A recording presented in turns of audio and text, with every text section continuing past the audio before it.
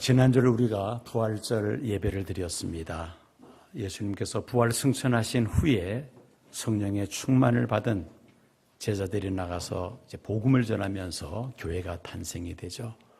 예수님 승천하시기 전에 너희들이 예루살렘과 온 유대와 사마리아와 땅끝까지 이르러 내 증인이 되라고 말씀하시고 예수님은 승천하십니다. 그 말씀을 받들어 성령 충만을 받은 제자들이 나가서 복음을 전하기를 시작합니다. 그래서 오늘은 전도 지성에서 영성으로라는 제목으로 말씀을 전하면서 함께 은혜를 나누고자 합니다. 우리나라를 대표하는 지성인이라고 자타가 공인하던 언어의 마술사라고 불려지기도 했던 이어령 전 문화부 장관, 이분이 2007년 2월 24일 일본 복음화를 위한 문화선교 집회인 러브소나타 도쿄 대회에서 이미 세상 떠나신 그 하영조 목사님으로부터 세례를 받기 위해서 평생 처음으로 사람 앞에서 무릎을 꿇는 그러한 일이 있었습니다. 당시 이 사건을 특종으로 동아일보에서 기사화하였습니다. 그 기사의 타이틀이 뭐냐면은 이성을 넘어 영성으로 라는 제목으로 타이틀로 신문에 기사화했던 적이 있었습니다. 인본주의적인 활동을 접고 지성의 세계에서 영성의 세계로 들어가는 그런 사건이었다는 말입니다. 이 여령 교수가 지성에서 영성의 문지방을 넘게 한 배경, 즉 기독교에 귀의하게 된 배경을 그의 저서 지성에서 영성으로라는 이 책 속에 자세하게 소개하고 있습니다. 딸 이민아 씨에게 15년간 닥친 시련이 결정적인 계기가 되었습니다. 한국에서 대학을 졸업을 하고 미국으로 유학을 가서 어렵게 그렇게 공부한 끝에 변호사 자격증을 땁니다. 로스앤젤레스에서 검사로 활약을 합니다. 특별히 청소년 마약 담당 검사로 활동을 합니다. 아버지에게는 자랑스러운 딸이었으며 한인 교민 사회에서는 참으로 성공한 그런 한인이자 전도가 유망한 그런 그 사람으로 다들 주목하고 있었습니다. 이 이민아 씨가 신앙생활을 한 것은 1992년 부활절 세례를 받으면서 신앙생활을 시작을 합니다. 그러나 신앙생활을 시작하자마자 많은 시련이 닥쳐옵니다. 92년에 갑상선 암으로 판정을 받으면서 96년, 98년 두 차례 또 재발이 됩니다. 이미 수술을 한번 받았습니다마는 두 번이나 암이 재발이 됩니다. 그녀의 불행은 거기서 그치지 않았습니다. 유치원에 들어간 작은 아들이 특수 자폐아동으로 판명이 나면서 그로부터 10년 동안은 그 자폐아 아들을 위해서 밤마다 눈물로 지새우는데 눈물을 흘리지 않고 지낸 밤이 없을 정도였다고 그렇게 수레를 합니다. 설상가상으로 이민아 씨에게 망막 박리 현상이 일어나면서 두 눈은 시력을 잃게 됩니다. 가장 큰 충격은 UC 버클리 대학을 졸업한 큰아들이 아무 이유 없이 코마 상태, 혼수 상태에 빠지면서 3주 만에 세상을 떠납니다. 이런 일이 과연 있을 수가 있겠습니까? 어쨌든 계속해서 이런 시련이 이어지면서 이 이민아 씨는 하나님께서 살아계시고 함께 하심을 경험합니다. 그리고 신앙은 더욱더 깊어집니다. 아버지 이어령 씨를 전도하게 된 결정적인 계기는 실명이었습니다. 딸이 실명되었다는 연락을 받고 이효령 씨는 부인과 함께 하와이로 날아갑니다. 주일이 되었습니다. 딸의 간곡한 부탁으로 미국인들이 모이는 작은 교회에서 드리는 예배에 함께 참석을 합니다. 이효령 씨가 쓴 지성에서 영성으로라는 책에서 그는 그 당시 상황을 이렇게 고백을 합니다. 그런데 미나가 교회에 같이 가자는 겁니다. 하와이 교회에는 한국인들이 없어 아무도 아버지를 알아보는 사람이 없으니 놀러 가는 셈치고 동행하자는 거지요. 나는 무엇이든 미나를 위해 해주고 싶은 생각이 있었기에 아무 말도 하지 않고 따라 나섰습니다. 주로 섬 원주민들이 모이는 작은 교회였지요. 서로 손을 잡고 찬송가를 부르고 기도를 합니다. 자기보다 더 불행한 사람은 없는 것 같은데 그들은 모두 자기보다 못한 사람을 도와달라고 기도합니다. 경건하게, 아주 경건하게 무릎을 꿇고 아이나 어른이나 늙은이나 젊은 사람이나 살찐 사람이나 야윈 사람이나 엎드려서 기도를 드립니다. 나도 모르게 나는 땅바닥에 엎드려 기도를 드렸습니다. 제발 미나를 위해, 또 저 불쌍한 사람들을 위해 꼭 하나님은 계셔야만 한다고 황급히 무릎을 꿇었지요. 만일 미나가 어제 본 것을 내일 볼 수 있고 오늘 본 아버지 얼굴을 내일도 볼 수 있게만 하신다면 저의 남은 생애를 주님께 바치겠나이다. 아주 작은 힘이지만은 제가 가진 것이라고는 글을 쓰는 것과 말하는 천한 능력밖에 없사오니 그것이라도 좋으시다면 당신께서 이루고자 하시는 일에 쓰실 수 있도록 바치겠나이다. 내 눈은 젖어 있었고 내 무릎은 땅에 닿아 있었습니다. 난생 처음 하나님 앞에 무릎을 꿇고 간절하게 기도를 드렸다는 말씀입니다. 그런데 놀라운 기적이 일어났습니다. 도저히 과학적으로 증명할 수 없는 이 망막 변리 현상으로 이미 두 눈의 시력을 잃었던 사람인데 다시 시력을 회복한 것입니다. 이런 놀라운 기적이 이 이효령 씨 앞에 그런 기적이 나타났던 것이죠. 의사들이 의학적으로 도저히 설명할 수 없는 기적이 일어난 것입니다. 드디어 이 이효령 씨는 약속한 대로 예수님을 구주로 영접하고 그리고 세례를 받습니다. 세례를 받은 후에 그는 지성에서 영성으로 넘어서지 못하고 이성의 울타리에 갇혀져 있는 많은 사람들에게, 지성인들에게 복음을 전하는 일에 그가 앞장을 서게 됩니다. 여러분, 세례를 받고 교회 교인이 되었지만은 신앙생활을 한다고 하면서도 이성의 울타리에서 벗어나지 못하고 작은 이 내 머리를 가지고 신앙생활을 하려는 사람들이 이 자리에 있지 않습니까? 이 울타리에서 우리가 벗어나야 합니다. 지성에서 영성으로 우리의 신앙이 다시 업그레이드가 되어야만 합니다.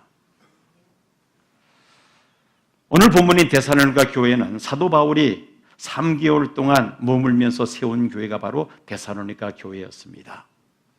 바울이 데살로니가에서 복음을 전할 때에 이방인들은 예수를 영접을 하는데 문제는 유대인들이옵니다. 이 유대인들이 불량배를 동원해서 그 바울이 전하는 복음을 회방을 합니다. 결국 석 달간 회당을 중심으로 복음을 전하다가 바울은 거의 야밤 도주하다시피 그 데살로니가에서 피신하여 베레아에 들어가서 복음을 전합니다. 석 달 동안 복음을 전하면서 데살로니가에서 바울은 많은 어려움을 겪습니다. 교인들도 역시 마찬가지였습니다. 그 유태인들과 불량배들로 인해서 많은 핍박을 받게 됩니다. 바울은 데살로니가전서 1장 2절 3절에서 데살로니가 교회에 대하여 이렇게 칭찬합니다. 우리가 너희 모두로 말미암아 항상 하나님께 감사하며 기도할 때 너희를 기억하면 너희 믿음의 역사와 사랑의 수고와 우리 주 예수 그리스도에 대한 소망의 인내를 우리 하나님 아버지 앞에서 끊임없이 기억함이니. 바울은 이 데살로니가 교회 성도들이야말로 이 말씀처럼 믿음의 역사와 사랑의 수고와 그리고 소망의 인내가 있는 그런 모범적인 교회였다는 말씀입니다. 바울이 데살로니가 교회를 모범적인 교회로 세울 수 있었던 비결은 바울이 복음을 전할 때에 오늘 본문 5절 말씀 보면은 어떻게 복음을 전했느냐? 말로만 이룬 것이 아니라 능력과 성령과 큰 확신으로 복음을 전했다고 말씀하고 있습니다.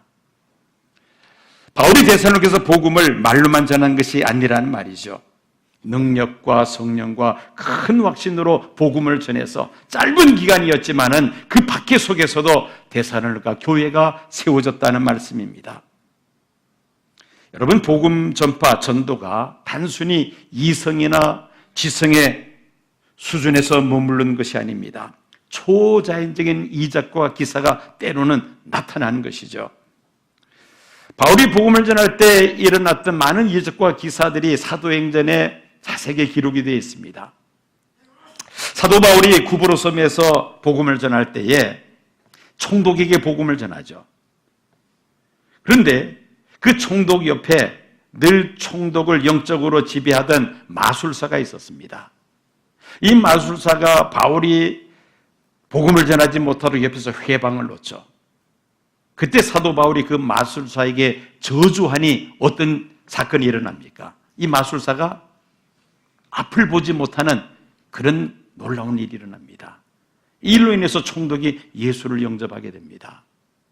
루스드라에서는 나면서 한 번도 걸어보지 못한 사람, 그러나 그 사람 속에 구원받을 만한 믿음이 있는 것을 바울이 보고는 일어나 내 발로 걸으라고 명령할 때에 이 나면서 안진병이 된 사람이 벌떡 일어나 걷는 놀라운 기적이 나타납니다. 심지어 에베소에서 2년 동안 머물면서 복음을 전할 때에 희한한 일들이 벌어집니다. 사도 바울의 손수건이나 앞치마를 가지고 병든 사람에게 얹으면 병이 고쳐지고 귀신에 쫓겨나는 그런 놀라운 기적이 나타납니다. 또 드로아에서 바울이 복음을 전할 때에 3층 창문 문턱에 걸터 앉아서 바울의 설교를 듣고 있었던 유두고라는 청년이 그만 졸다가 그 3층에서 떨어져 죽습니다. 조는 사람 없죠? 큰일 납니다. 졸면, 설교 듣다 졸면은. 네. 졸다가 어떻게 됐다고요? 우리 기아팀. 졸다가 어떻게 됐다고요? 떨어져서 어떻게 됐다고요? 그런 일이 있었다고요. 그런데 바울이 기도하니까 그 자리에서 살아납니다. 이런 놀라운 이적과 기사들이 바울이 복음을 전할 때에 있었음을 우리가 사도행전에서 많이 찾아볼 수가 있습니다. 즉, 이 복음은 우리가 단순히 이성과 지성의 울타리에 갇혀져 있는 것이 아니라 놀라운 이런 능력들이 나타난다는 것이죠. 왜 전도는 인간의 이성만 가지고는 되지 않습니까? 사도 바울이 이방인의 사도로서 많은 지역을 순회하면서 복음을 전할 때에 교회들을 개척하는 그런 일들이 일어납니다. 그런데 단 한 곳에서는 실패합니다. 그게 어디냐면은 아테네입니다. 아테네에서 복음을 전할 때에 바울이 실패하죠. 아테네는 철학의 도시였습니다. 그래서 바울이 철학을 가지고 복음을 전하려고 애를 씁니다. 그런데 그 아테네에는 교회를 바울이 세우지를 못하고 맙니다. 그리고는 이어서 바울이 고린도에 들어가서 복음을 전하는데 고린도에 들어가서는 말로나 지혜나 아름다운 것으로 하지 않고 예수 그리스도의 십자가만을 전했다고 그는 고백을 합니다. 고린도전서 2장 4절 5절 보면은 내 말과 전도함이 설득력 있는 지혜 말로 하지 아니하고 다만 성령의 나타나심과 능력으로 하여 너희 믿음이 사람의 지혜에 있지 않고 다만 하나님의 능력에 있게 하려 하였노라. 이미 바울은 아테네에서 그 실패한 경험이 있었기 때문에 그 다음 고린도에 들어가서 복음을 전할 때는 사람의 말과 지혜로 하지 아니하고 오직 하나님의 능력으로 복음을 전함으로 인하여 고린도 교회가 또 세워지게 됩니다. 즉 우리 신앙생활도 그렇지만 특별히 전도는 사람의 말과 지혜로 인간의 이성만 가지고서는 되지 않는다는 것입니다. 하나님의 능력이 함께할 때에 구원의 역사가 일어난다는 것이죠. 왜 전도할 때 지성만으로 되지 않습니까? 왜 이성만 가지고 되지 않습니까? 전도는 영적 싸움이기 때문입니다. 한번 찬양대 한번 따라 하실까요? 전도는 영적 싸움이다. 그래서 인간의 이성만 가지고서는 이 영적 싸움에서 우리가 이길 수가 없다는 말씀입니다. 바울은 고린도후서 4장 3절 4절에서 전도가 영적 싸움이라는 것을 이렇게 설명하고 있습니다. 만일 우리의 복음이 가리웠으면 망하는 자들에게 가려진 것이다. 그 중에 이 세상의 신이 믿지 않는 자들의 마음을 혼미하게 하여 그리스도의 영광의 복음의 광채가 비치지 못하게 함이니 그리스도는 하나님의 형상이니라. 이 세상 신은 마귀를 가리킵니다. 여러분, 예수 믿지 않는 것이, 교회 나오지 않는 것이 단순히 교회가 싫어서, 예수 믿기 싫어서 그렇게 되는 것은 아니라는 겁니다. 그 사람 배후에 누가 역사한다는 겁니까? 마귀가 역사한다는 것이죠. 마귀가 그 사람의 마음을 혼미하게 해서 복음을 받아들이지 못하게 한다는 것입니다. 그래서 전도는 영적 싸움이다. 사람이 지성만 움직이려고 해서는 전도가 되지 않습니다. 영성이 작용해야 됩니다. 하나님의 능력이 역사해야만 한다는 것이죠. 전도는 지성에서 영성으로 한 단계 업그레이드 될 때에 전도의 열매가 맺혀지게 되는 줄로 믿습니다. 자, 그러면 어떻게 하면 우리가 영성 있는 전도를 할 수가 있느냐? 오늘 세 가지 여러분들에게 말씀을 드리려고 합니다. 첫째는 긍휼히 여기는 마음이 있어야만 합니다. 한번 따라해 보시겠습니까? 긍휼히 여기는 마음이 있어야 한다. 이 마음이 없으면 전도하는 것이 쉽지 않습니다. 서두에 소개된 이어령 교수, 이분은 역으로 자신이 딸의 생명을 긍휼히 여기는 마음이 있었기 때문에 철저한 무신론자가 처음으로 교회의 발걸음을 디딜 수가 있었고, 그리고 예수를 구주로 영접하게 됩니다. 이 이어령 씨의 딸이 자녀를 셋을 두었는데 그 중에 하나는 자폐아입니다. 특별한 관심을 가지고 보살펴야 하는데 그만 이 이어령 씨의 딸이 두 눈 시력을 완전히 잃어버리고 말았습니다. 그 소식을 듣고는 비행기를 타고 수말리 날아서 하와이로 갑니다. 딸이 아버지에게 한 번만 교회 같이 나가주면은 원이 없다는 말을 듣습니다. 딸을 위해서라면 무슨 일이라도 하겠다는 그 마음을 가지고 난생 처음으로 교회에 발을 디뎠죠. 성도들이 무릎 꿇고 기도하는 모습을 보고는 자신도 난생 처음으로 하나님 앞에 무릎을 꿇고 기도합니다. 내 딸의 눈을 뜨게 해주신다면 나도 주님을 믿겠습니다. 주님을 위하여 내가 헌신하겠습니다. 딸을 긍휼히 여기는 마음이 있었기에 이 여령 씨가 철저한 무신론자가 예수를 구주로 영접했다는 말입니다.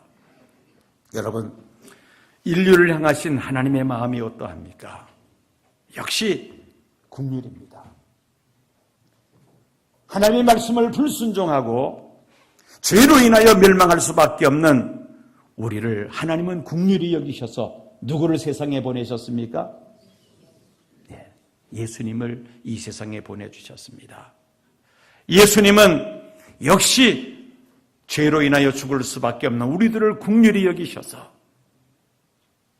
하나밖에 없는 생명을 십자가에 내어 놓으셨습니다. 그 긍휼하심이 없으셨다면 어찌 자신을 십자가에 달리게 할 수가 있겠습니까?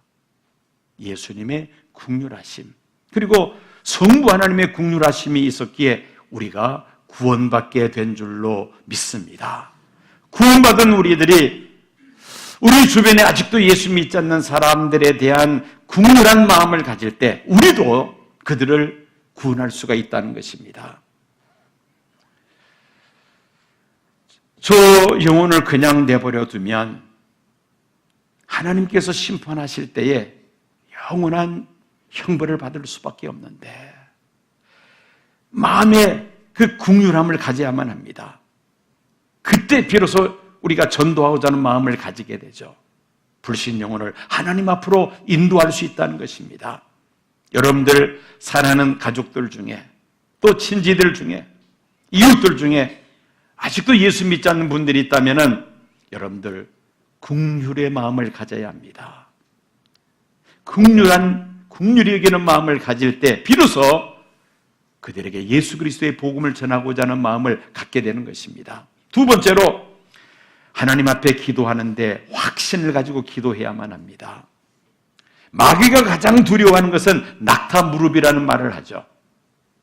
얼마나 무릎을 꿇고 기도를 많이 했는지 무릎에 굳은 살이 배겨 있는 사람, 이런 사람을 낙타 무릎이라고 표현하는데 이 낙타 무릎을 가진 사람을 마귀가 가장 두려워한다는 것은 곧 기도하는 사람을 하나님께서 가장 두려워한다는 것입니다. 기도는 전능하신 하나님의 능력을 끌어내리는 그런 하나의 도구입니다. 마치 수도관을 통해서 저 저수지에 있는 물이 내 가정에까지 흘러오듯이 하나님께서 예비하신 놀라운 은혜와 축복을 우리에게로 연결시키는 것이 바로 기도인 것입니다. 기도를 통하여 하나님의 그 무한하신 은혜와 축복을 우리가 받게 될 줄로 믿습니다. 그래서 예수님께서 말씀하십니다. 지금까지는 내 이름으로 너희가 아무것도 구하지 아니하였으나 구하라 그리하면 받으리니 너희 기쁨이 충만하리라. 예수님의 이름으로 하나님 앞에 기도할 수 있는 특권을 주셨습니다. 예수님의 이름으로 기도함으로 인하여 우리가 하나님이 예비하신 귀한 복을 받을 뿐 아니라 우리의 주변의 불신 영혼들을 하나님 앞으로 인도하게 될 줄로 믿습니다.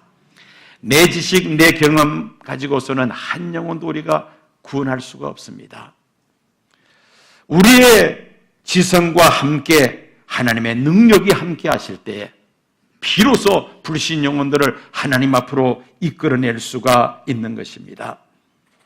불신 영혼들을 위하여 기도하되 하나님께서 반드시 들으시고 응답하신다는 마음의 확신이 있어야만 합니다. 기도해 본들 별 수 있겠느냐, 그런 마음을 가지고 있다면 기도해도 응답받기를 우리가 기대할 수가 없습니다. 하나님께서 예수님의 이름으로 간구하는 기도를 반드시 하나님은 들으시고 응답하신다. 그 확신을 가지고 기도할 때에 불신 영혼을 하나님 앞으로 인도하게 될 줄로 믿습니다. 그리고 세 번째로 삼삼 기도입니다. 삼삼 기도에서 삼삼한 기도냐, 그게 아닙니다. 세 사람이 짝을 이루어서 한 사람이 세 사람의 예비 신자들을 정하고, 그럼 총 몇 명이 됩니까? 삼삼은 9가 되죠. 9명을 놓고 세 사람이 함께 합심해서 기도하는 것을 삼삼 기도라 말을 합니다. 예수님께서도 말씀하셨죠. 두세 사람이 내 이름으로 모인 곳에는 나도 그들 중에 있느니라. 함께 힘을 합쳐서 하나님 앞에 기도할 때에 그 합심 기도 속에 하나님의 능력이 나타나게 되고 불신 영혼을 하나님 앞으로 이끌어내게 될 줄로 믿습니다. 우리나라 외교관들 중에서 특별한 별명을 가진 사람이 한 사람이 있습니다. 하나님의 대사라는 별명을 가진 사람이죠. 누군지 혹시 아십니까? 예, 맞습니다. 김하중 장로라고.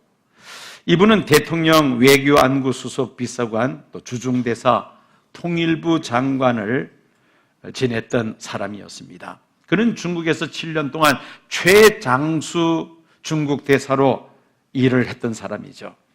그는 한국과 중국의 수교를 위시해서 경제 교류를 위해서 많은 역할을 했으며 또 중국에 있는 국군 포로와 탈북자들을 한국으로 들어오게 하는데 정말 중요한 역할을 한 분입니다. 뿐만 아니라 중국에 있는 한국 선교사들 또 한국 교회를 보호하는 일에도 크게 기여했던 분입니다.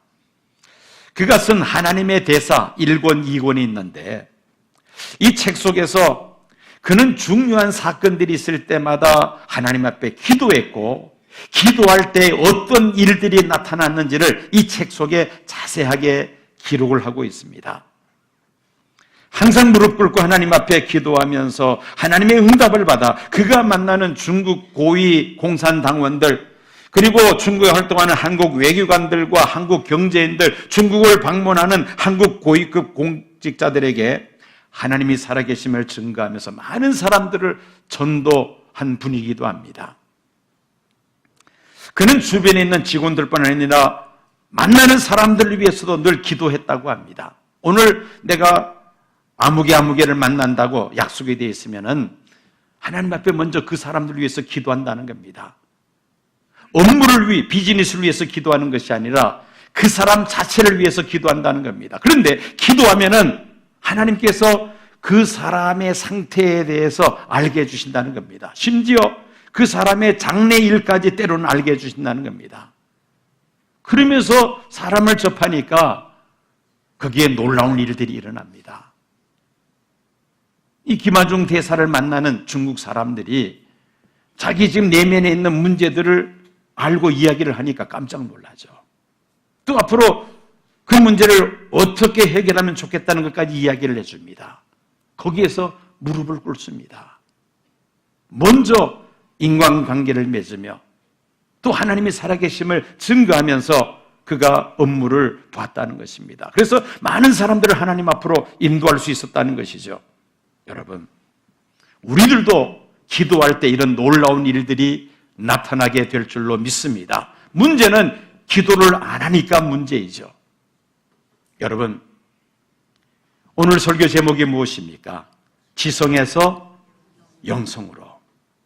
우리가 오랫동안 신앙생활하며 심지어 교회에서 많은 일들을 맡아 수고한다면서 지성이라는 울타리 속에 갇혀서 하나님의 뜻을 생각하지 못하고 내 생각의 틀 속에서 하나님의 일을 제안할 때가 얼마나 많습니까?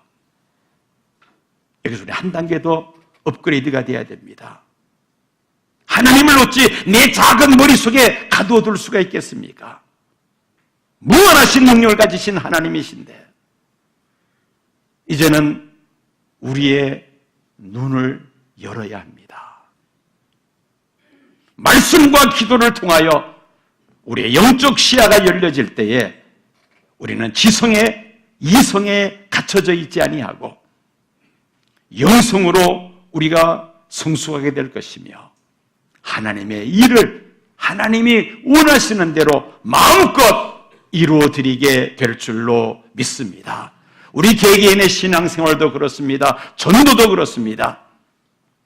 이성의 틀 속에 갇혀 있을 것이 아니라 말씀과 기도를 통하여 우리가 영성으로 우리의 신앙이 성숙할 때에 많은 불신 영혼들을 하나님 앞으로 인도할 뿐만 아니라 하나님이 살아계시고 함께 하심을 많은 사람들에게 증거할 수 있는 능력 있는 권세 있는 신앙생활이 될 줄로 믿습니다.